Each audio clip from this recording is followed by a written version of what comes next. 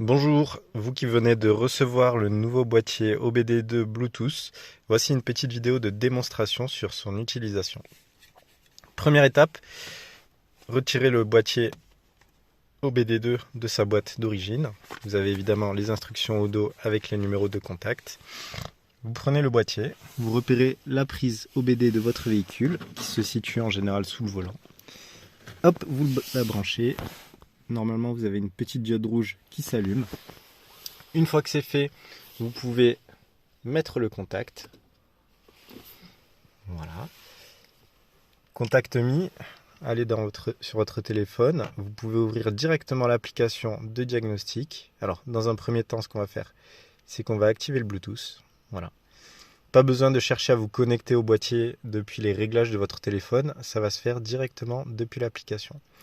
Donc là, l'application testée va être CarScanner. Donc c'est celle-ci. Évidemment, il y en a d'autres. Alors pour notre test, on va utiliser CarScanner. Vous avez CarScanner qui s'ouvre. Donc moi, je l'ai déjà ouverte, mais à la première ouverture, vous allez avoir quelques réglages du type la langue, la couleur du fond, etc. Donc des configurations initiales. Une fois que la configuration initiale est faite, vous arrivez sur le tableau de bord. Si vous l'avez déjà utilisé, vous savez que vous devez sélectionner votre véhicule. Donc ça se passe dans Configuration, dans Profil de connexion. Vous avez tous les constructeurs. Donc là, on est sur un Ford C-Max. Donc on va sélectionner Ford. En général, on choisit soit le premier, soit le deuxième. Mais en gros, la plupart du temps, sélectionnez le premier, capteur de base. Donc c'est vraiment le profil de connexion universel du constructeur. Donc on va prendre le premier pour notre cas, appliquer le profil sélectionné. On va dans adaptateur ELM, OBD2 LM327. Donc là, normalement, vous avez plusieurs options de connexion, Wi-Fi, Bluetooth, etc. Ici, on va sélectionner Bluetooth.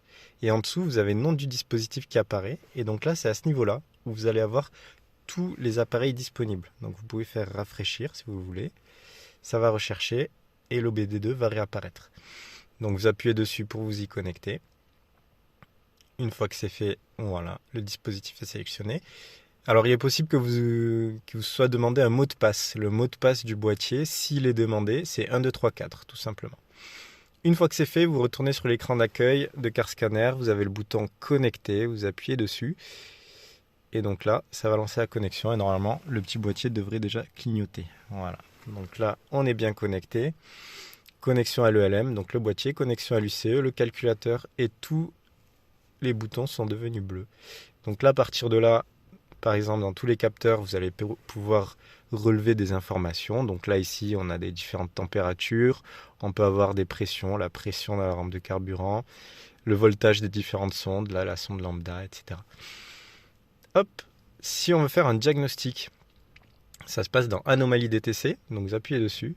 Vous pouvez aller directement en bas, appuyer sur Lire. Si vous avez cet écran-là, vous allez tout en bas sur Lire. Si vous avez l'ancien écran, pareil, vous allez sur Lire tout en bas. Hop. Vous faites Lire à nouveau, vous laissez tel quel. Hop. Et donc là, ça va lancer le scan des codes défauts. Donc là, on a déjà un code défaut qui apparaît. En général, les codes défauts commencent par P. Là, sur un code U, c'est un code de communication, donc c'est pas critique. En général, c'est des codes qui commencent par P. On met pause le temps de finir le diagnostic. Voilà, donc le diagnostic est terminé. On a un code défaut, donc vous avez la possibilité de cliquer dessus pour ouvrir Internet et vous allez avoir automatiquement une recherche basée sur le code défaut. Vous voyez, DTC U0418 Ford. Donc là, moi, je ne suis pas connecté à Internet, mais vous devriez pouvoir y arriver.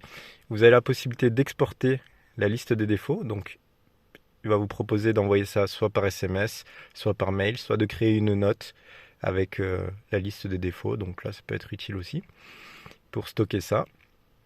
Et si vous voulez tout simplement supprimer le défaut, donc vous avez le bouton en bas effacer. Donc effacer, ça effacera tous les défauts qui seront répertoriés.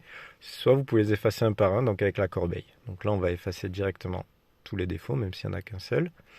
Hop, on va faire effacer uniquement les DTC trouvés.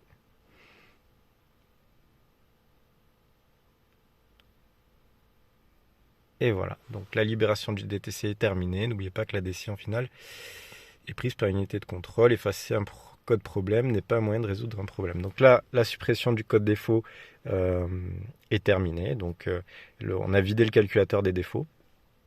Et donc voilà, vous avez bien utilisé votre boîtier en moins de 5 minutes. Vous avez sélectionné le véhicule adapté, vous avez fait de la relevée de valeur, vous avez fait un diagnostic et vous avez supprimé les défauts. Merci à vous.